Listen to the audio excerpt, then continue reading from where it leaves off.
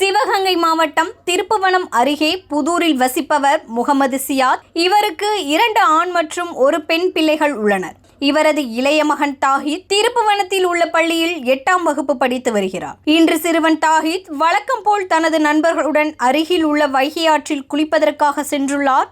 சிறுவர்கள் நீரில் விளையாடி மகிழ்ந்தபோது எதிர்பாராத விதமாக ஆழமான பகுதிக்கு சென்ற தாஹித் நீரில் பரிதாபமாக மூழ்கி உயிரிழந்தார். உடன் வந்த சிறுவர்கள் வீட்டில் சென்று தெரிவித்த நிலையில் சம்பவம் அறிந்து வந்த தீயணைப்பு மீட்புத்துறை மற்றும் திருப்புவனம் போலீசார் சுமார் 1 மணி நேரம் போராட்டத்திற்கு பிறகு சிறுவனின் உடலை மீட்டு உடற்கூராய்வுக்காக திருப்புவனம் அரசு மருத்துவமனைக்கு அனுப்பி வைத்தனர். வைகை ஆற்றில் சிறுவன் உயிரிழந்த சம்பவம் திருப்புவனம் புதூர் பகுதியில் சோகத்தை ஏற்படுத்தியுள்ளது.